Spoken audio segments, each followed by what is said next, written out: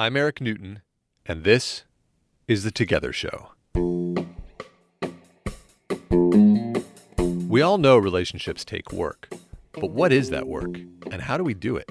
As a former divorce lawyer, I've watched thousands of couples break up firsthand. Having seen the worst in relationships, I decided to try to help couples stay together. So on this show, we talk to real couples and find out what love really looks like. Well, when I see how I am is affecting him negatively, I feel like he deserves a girlfriend that can show up to the studio and be well. Like I feel like I arrive and I'm not well, and I see that. It's one thing to be hurt, but then it's another thing to feel like you're affecting someone else's life.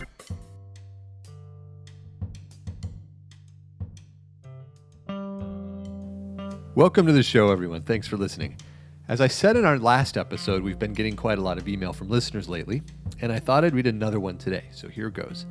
A listener named Tara writes, "Loving the podcast, and I know y'all are based in the Bay Area, but it seems that the majority of the folks you interview are very well off and live in a liberal, open-minded area.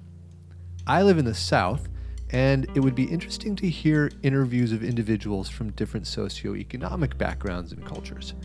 No one talks about the reality of Southern marriage and the ridiculous, unspoken gender roles of women in the South. Thanks, and keep up the good work." Well, thanks for writing in, Tara, and I have to say, I could not agree more. I love the idea of exploring gender roles in Southern marriages, and I also love the idea of diversifying the socioeconomic background of our guests.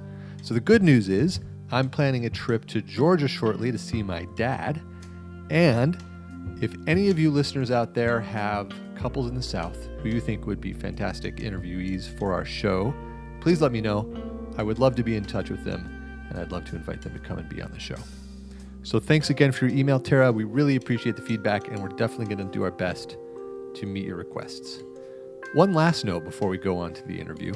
We just published an article about trust and fear in our online magazine today. It dovetails nicely with today's episode in some ways, and so if you're interested in that topic, you can check out the article on our website, which is together.guide, or you can find the link on our Facebook page, which is facebook.com/togethershow. Now on to the interview. Today's show is part 2 of an interview with my 2 absolute favorite artists, the supremely talented Joshua Hagler and Maja Rusnick. Now, if you haven't heard Tuesday's episode, you should probably do that because it'll give you some more context for what's going on today. In this episode, Josh and Maja take us a little deeper into their challenges around money and how those challenges impact their relationship. And they also make some very interesting strides towards resolving those issues. So with that, let's go to part 2 of Maja and Josh. Are you saying that the reason it's like looking in a mirror is because 4 years ago you were in a relationship, you were married to Laura, and feeling also like you couldn't ask her for support because for whatever reason, but that there was this critical fear? Well, it has to do with like the, yes, but also even like the emphasis on which you say something.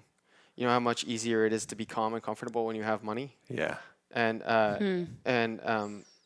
you know, when you're like panicked, it feels like it's you against the world, kind of, you know. And I don't mean that in like a dismissive, really cliche way, but it just kind of feels like everything is like closing in on you. And I mean, I remember times like kicking a chair across the room and shit like that. I mean, like losing my shit, you know.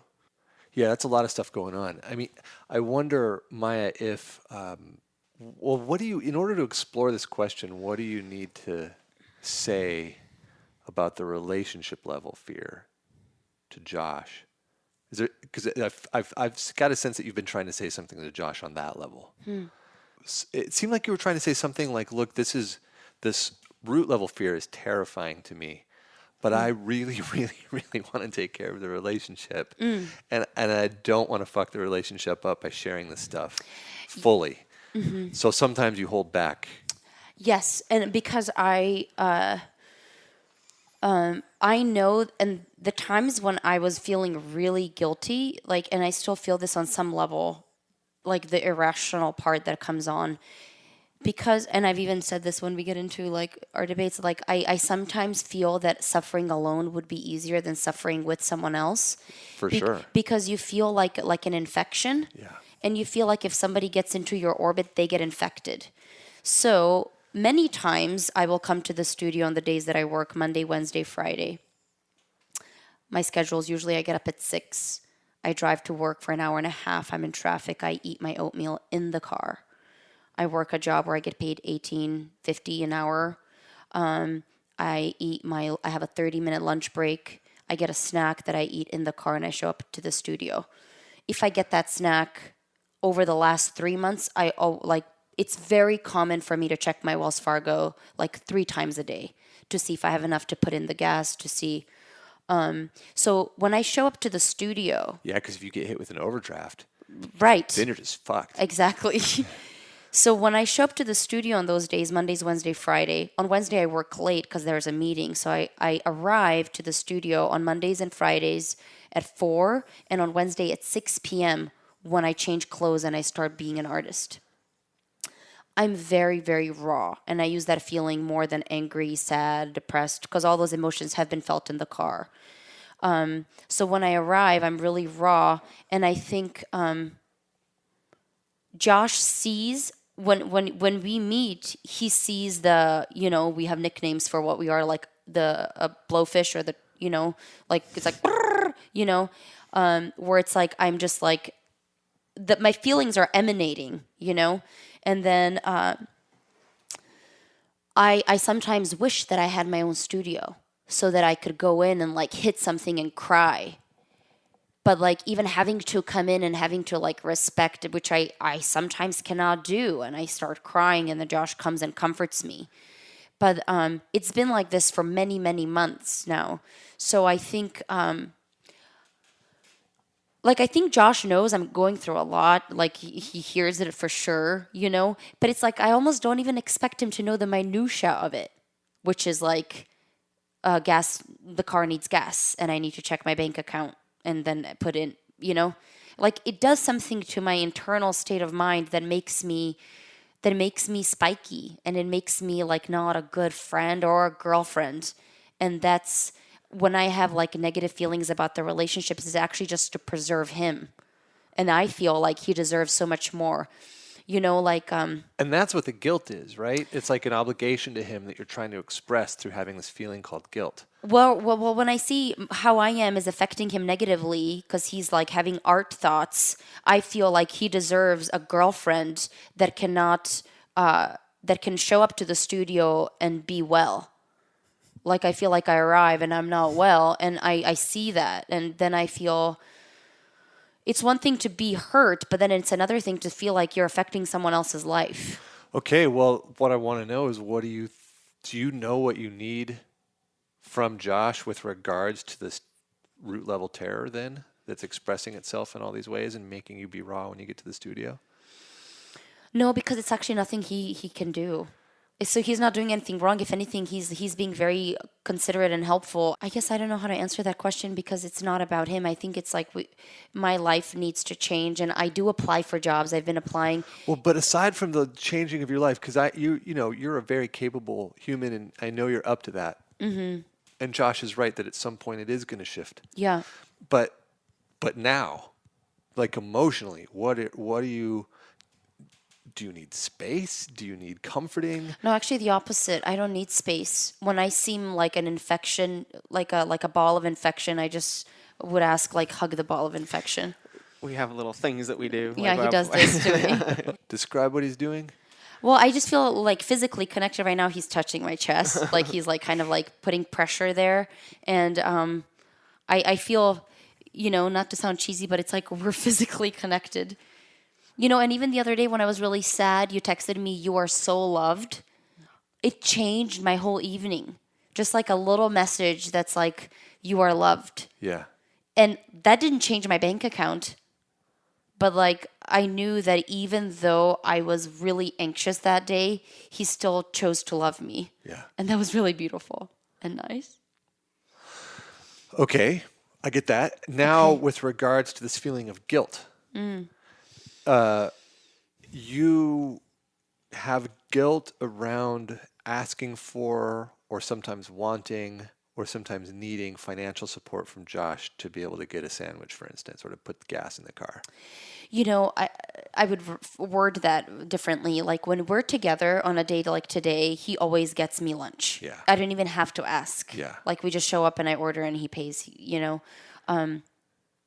It's more like on the days when we're not together. Yeah. You know, and then I have to decide like, okay, do I wait till we get home? And then there's a feeling of guilt in there. There's a seed of it. Like I feel this way. I don't want to ask him, but I don't want to have to not ask him. I don't feel comfortable asking him ever, can I have $20? Like just to get around for the day. You know, I can really relate to that. Is it okay if I interrupt? Yeah. And this is why earlier, like, I felt bad. Like, I was like, oh, there are times where you don't eat when I'm like, it's like news to me, you know? Because like, as long as I can remember, like going back, like before I was an adult, like going back to like, I don't know, maybe 16 years old or something like that, I've always had guilt around money. Like, you know, my parents made me feel guilty about it. You know, I mean, I wouldn't say that Laura made me feel guilty about it, but I felt guilt about it, you know? Right. It's not something someone makes you feel. And like my whole, like, you know, the way, like I don't think my brother or my sister or I or any of us really know anything about money kind of as a result in a certain way, you know, like, because we were always put in this position where we had to ask when it totally wasn't necessary. Like, you know, I mean, my college tuition money that my parents were supposedly helping me with, like, it didn't go to me, most of it, you know, and where did it go is still kind of a big mystery. But whatever the case is like, I mean, I would, like, in college sometimes, like, I'd go, I remember at one point, like, just 3 days where, like, I literally just ate ramen and then I still had some more ramen, but I just stopped eating it because I would rather be hungry than eat any more of it. At a certain point, and I finally asked my parents for money at that time, and I think they gave me like $100 that would last me just enough time till I got paid again from my job, but they didn't pay me very much. And I actually hate that anybody with means who's close to somebody who doesn't makes them ask. Like, you should know. Like, you're close to them, you should know. Like, there shouldn't be shame. Like, there's nothing to prove. You know, like, if you don't have money, it's not because you're doing anything wrong. Like, Yeah. you're working hard, you know? And I didn't want to put you in a position where you had to ask. Yeah. I just want to add another thing to the guilt thing, and I think it's because it's like we're both artists, and in many ways, like we're each other's biggest fans and supporters. Like we really, so I think it's not like I'm just if Josh had a regular job, I don't think I would feel as bad. Like what I mean by regular, like if he was, you know, working for Google or something, because. And this is where I feel like things get complex when you're having two like artists. Like I don't want to think that him by investing money into a new pair of shoes for me and all that is going away from his art. Or how about a sandwich? Well, that he gets me, but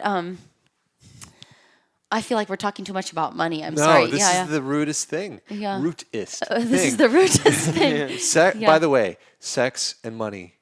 In my experience on the show, Really? and ever talking to couples, they're the two things that just go to the deepest shit for Well, humans. we're good on the sex part. We're good at that. Well, No problem there. I mean, it just brings up the most raw, unresolved terror that human beings have. Yeah. It's going to root. One of those is going to root for people. If it's not one, it's the other. So please, if you're willing, continue with Yes. this conversation because Okay. this is the fundamental Okay. essence of what we're up we to can here. continue. No, I don't. You know,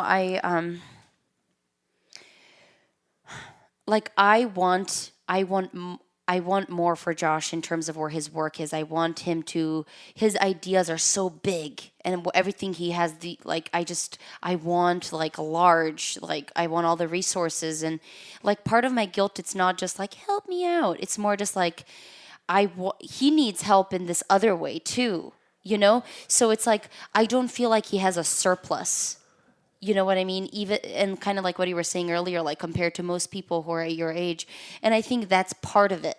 that's part of it. Like, I feel like if he was with a woman who was, let's say, an art writer who was doing well and made like a nice salary, like There this aren't is that not many a of those either. what's that? There aren't many of those either, though. Oh, yeah, well, I mean, most arts writers aren't getting paid. well, let's either. just say some, and this is like, okay, these are stupid thoughts, but like I just think about like some interesting woman. You know, you're always like, I like you because we have good conversations and all this. You know, but I like somebody who had money and who was interesting and intelligent and could talk to you about your ideas in some way. And this is where I really feel like he is my best friend. Like I can separate my romantic feelings and just like feel like he would do better with that because he wouldn't have to worry about her money. He could focus on his ideas and maybe she could even help him in some way.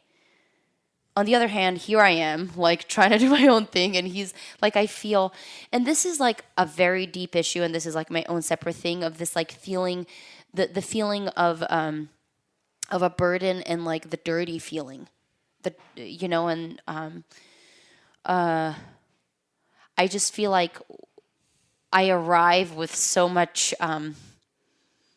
ambiguity. You have a strong fear, I'm overusing the word fear. You have a strong concern about not being a burden. That's definitely Yes. a theme for you. It very much is. I've made lots of artwork that is about that. And that ties back to the guilt feeling that you have around even sharing this terror that you're experiencing with Josh. Because you don't want to be a burden to him in any possible way. It's just not acceptable for you to be a burden. Well, I see how it affects him. Yeah, because you know that if you tell him you're terrified, he's going to want to take care of you. But and on some level, you want to be taken care of, but you don't want to admit that about yourself because then that would mean you were being a burden, and then it's not acceptable to be a burden if you're Maja. Is that right? I feel like if I was with someone other than Josh, maybe yes. But he's an artist, and I feel like I can't be a burden to an artist because they're already burdened. You can't be a burden to Josh. It's unacceptable. I do feel that way. That's right. I'm curious. There's probably lots of stuff to be said about burden and giving that stuff up because it's all fantasy and you made it all up.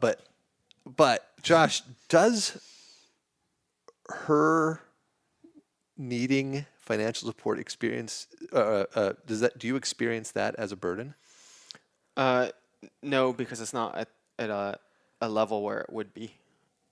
We're still within the realm of like being able to be taken care of, as far as I know. But it's like kind of sounding like maybe there's more that I didn't see. Well, maybe what you mean by that, it's like I can still pay rent and our bills. I mean, the thing is like when it comes down to it, if it became like, I guess what I want to ask is like, if I leave the jackets lying in the like a pile or whatever, is that a burden? No. But it's an imposition. I mean, But that's very different, I think, than like not being able to pay rent. it's not that different, really. I mean, it's like I mean, I never like would be in a committed relationship and expect there not to be problems, and by problems I don't mean like.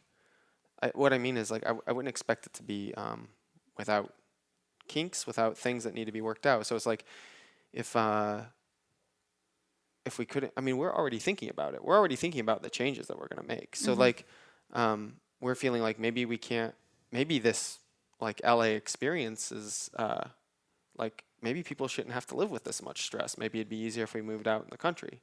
We're talking about these residencies that you can live in for the better part of a year and, they pay you or, maybe we get our artist visa in Germany and then when we want to have kids, which is when I would want to get married, then, we would have those kind of some of those social safety nets that we don't have here.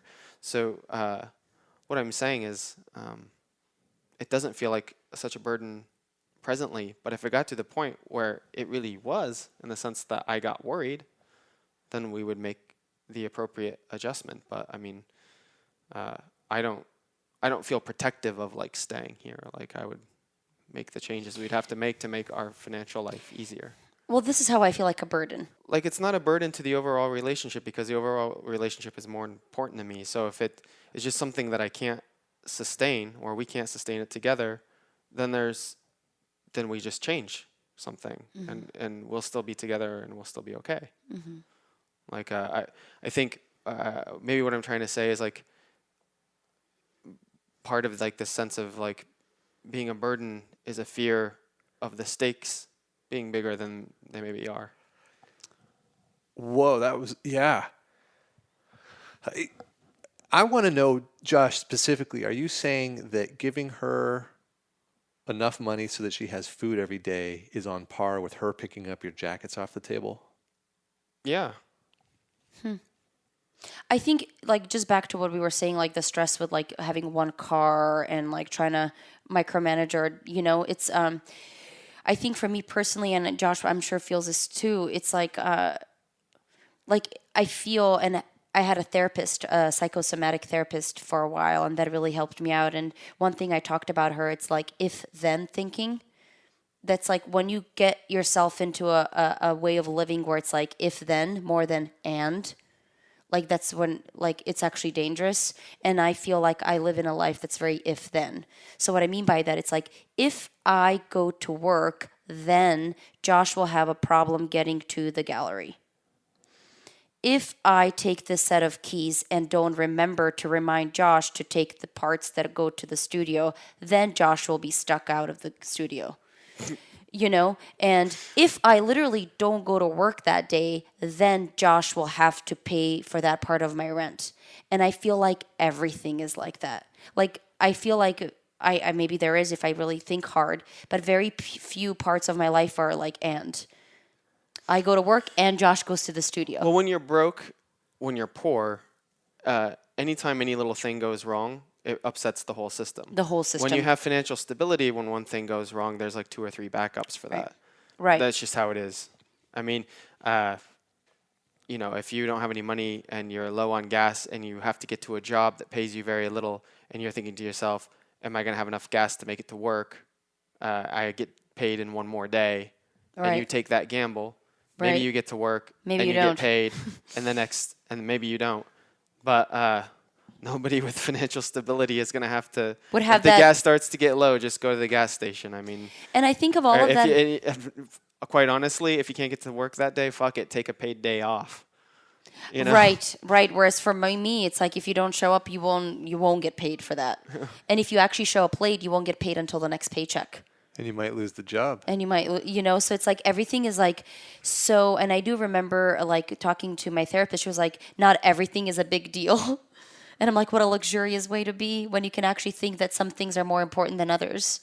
Whereas when things are so stressful, everything seems of equal importance. Yeah.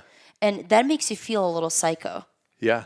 And you guys are on slightly different levels of that feeling of ultimate pressure, right? Yeah, and we're on different levels. Yeah, And I'm not facing the same immediate kind of pressure, but don't think that I've ever fooled myself into thinking that I have stability, because I know if it went to where her situation is right now, that I would immediately revert back to how I was before. But you are saying in this situation that you want to equalize those levels a little bit. Yeah, I mean, I just And she's saying that she's expressing that she doesn't want to ask for that because it feels unfair and it makes her be a burden. Yeah. I mean, literally, when was it? The other day, you needed the car to promote the show the show at House, and I had to work that day, and I was like, dude, if you really need the car, I just won't go to work. And you're like, no, I need you to go to work so you can pay rent. No, that's not what I said. It doesn't matter. I'm not trying to put you on the spot, but it's like it is very much like that. And then I actually ended up going out and I cried, which is what I usually do, because I felt like I didn't know what the right choice would be. Would the right choice be to go to work, or would it be better to let him use the car because it's his car? I ended up choosing to take it to go to work because I thought it would be better of the two evils for me to use the car to go to work, because then I thought he could take a cab to get back home, or thinking that he was in a better financial situation, $20 for a cab would be better than me not making any money that day. And this is all the way in which, if you were married, you wouldn't feel this kind of particular, what you're calling alone stress, because it would feel like a unit. I would hope so. I think if I felt that if it wouldn't be that way, I probably wouldn't want to get married. And marriage is the mechanism by which right now you're allowing yourself to remove this concept called your burden. I mean, I would just like change the wording. I don't think that the act of a marriage would remove the burden, but I would feel that like the contract should make both of us feel good in some way. Yeah. Like if I got married to him hoping that I would feel less guilty, but if that's not something he promises to me, then I'm shooting myself in the foot getting married. Yeah. And so what I'm noticing then with regards to this between the two of you, you're sort of trying to find your way towards a joint understanding of things, specifically with regards to resources right now. And before we started talking, you were here, and now you're here, but you still haven't got into the joint understanding of how things ought to be. Yeah, we don't really have. I mean, this is one thing. This is like exposing to me is that we don't have like a clear framework for how we are going to handle money together. Like it. And money is a proxy too. Let's just be really seriously clear about this. Money is a proxy for all of your resources. I mean, it's about your time and your emotional resources and your energy, because you guys are giving your life force to your work right now and to one another.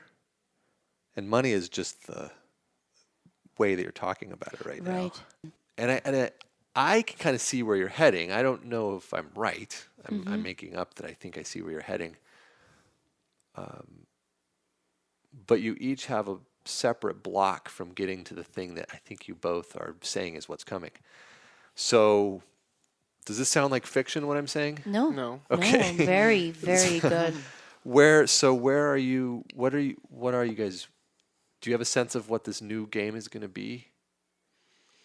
Well, I think that it'll be a conversation that we'll end up having. Yeah, I totally. know we will tonight, you know. But I mean, just for my part, I don't know. I feel like I need to ask more questions. There are things that I didn't know, and so you know, I don't want to. I don't know. We'll figure out some way of you not being so alone. You know. One thing I think it's also, I don't know if it's like a gender thing or I also know that when I have a hard time being direct, I say things in these like a roundabout ways. Yeah. And I'll joke about $34 in the bank account. You know, like it'll be like a funny joke I'll make. Yeah. It's not a funny joke at all. It's a harsh reality. But I'll say that, let's say on a Wednesday, almost like I'll make an announcement so that I don't have to then say, I can't get the dinner or I can't get it's more like a. And is that It's working? not direct. And I mean, it's sort of kind of because, you know, and what I mean by sort of kind of, which is when we're together, you know. But I think maybe what I can do, it's like, you know, I only have $30 in my bank account. 3 of the days we're going to be together.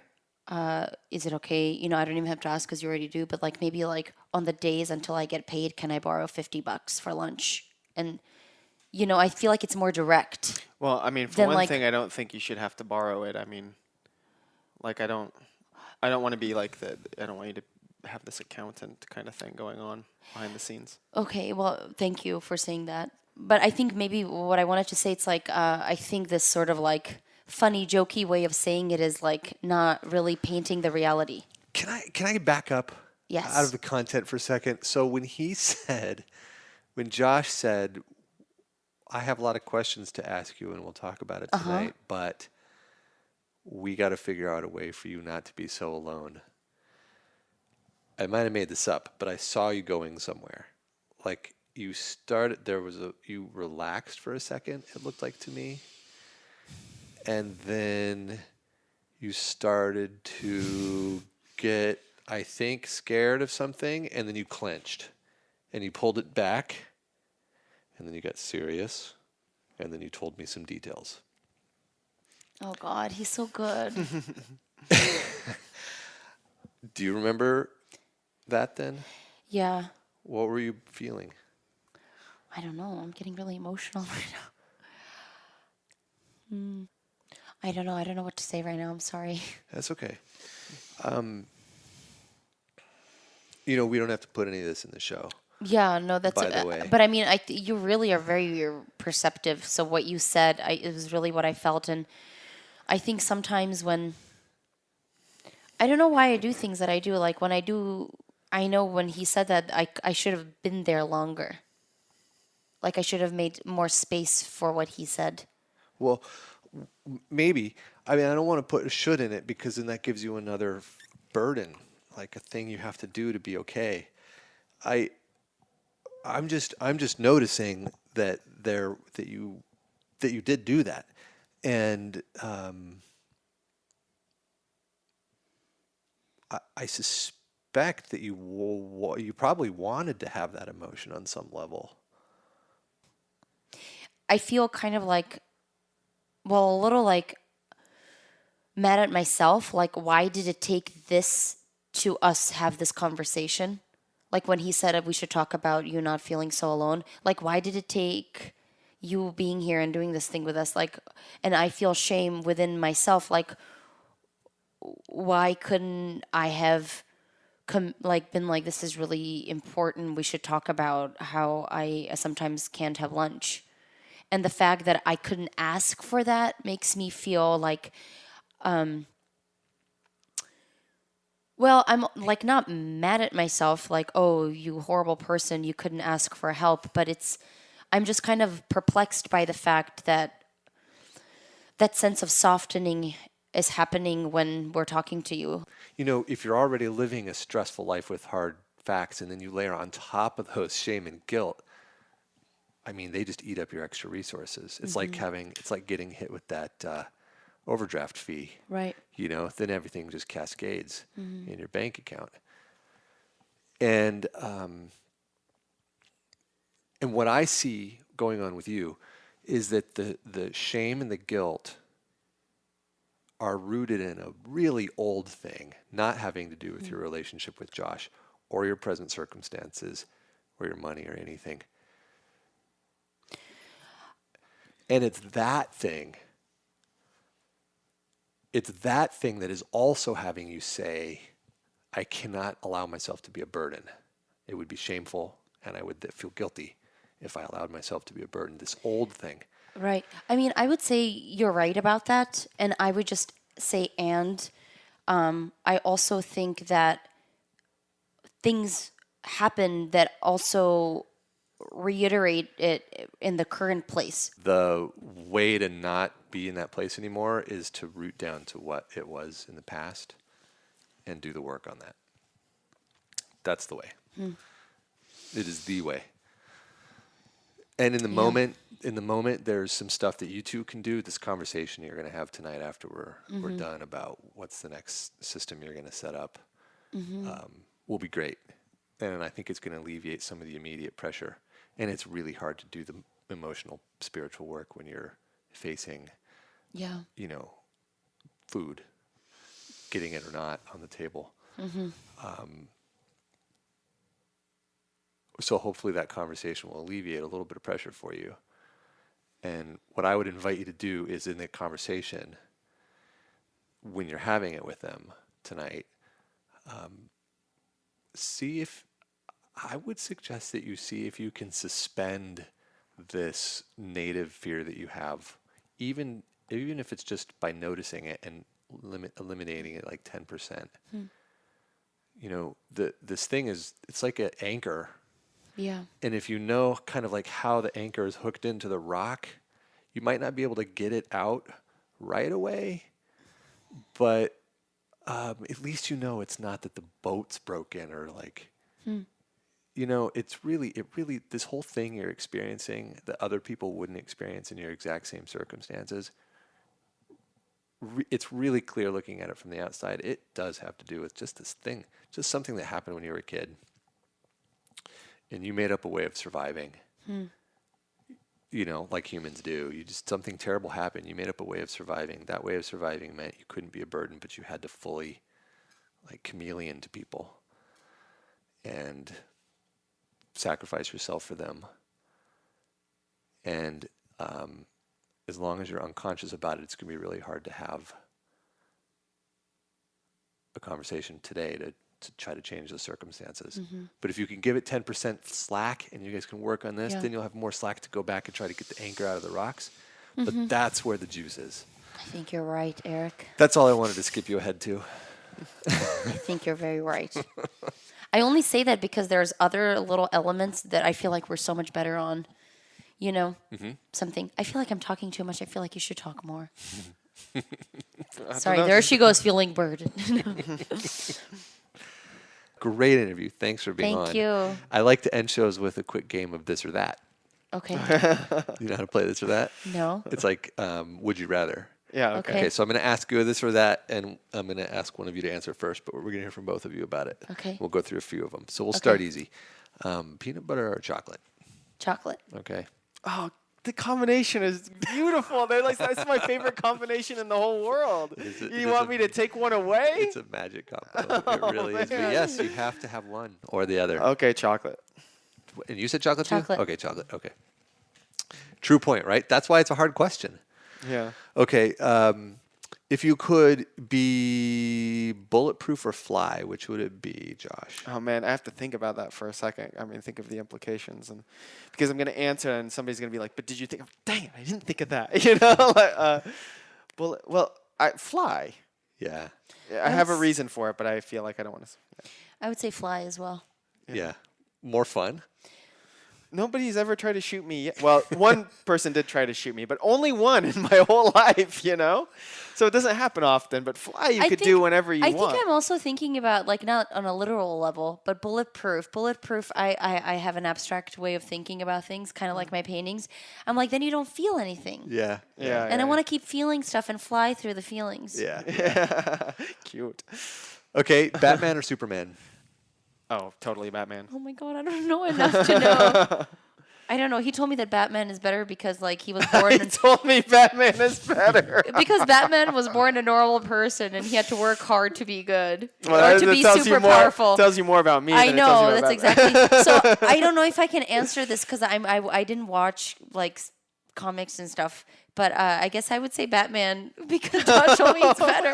I don't know. I don't know why Superman would not be better. I don't know. Well, they're going to have a Batman versus Superman movie coming up. Right. So Superman is a lot more powerful. Yeah. So, and I mean, in some ways, he might be also Oh my God. a better person. That's like asking me like what I like and like which language do I speak better, like Arabic or Hebrew, and I don't speak either. So I don't know if I can answer that question. Yeah. Okay, well, Sorry. you did. You gave an answer. Okay, all For right. better or worse, you gave the answer that it was Batman.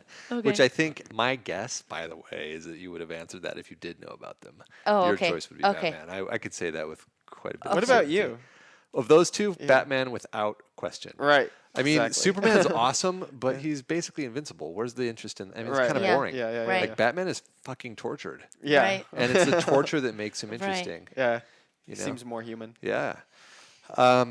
Okay, second to last question. Would you rather have enlightenment or $1 billion? Enlightenment. $1 billion because I don't believe in enlightenment.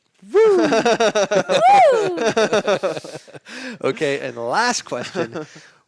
If you had to either live forever, like infinity, or die in the next 5 minutes, which would it be, Josh? Wait, say the first one again? Yeah. You're either going to live for infinity. Yeah. You're going to live forever. Yeah. Or die in 5 minutes. I would live forever.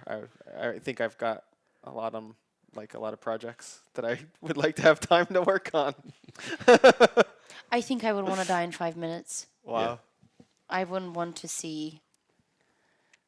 I feel like if those were my only two choices, I've seen enough and I'm okay dying now.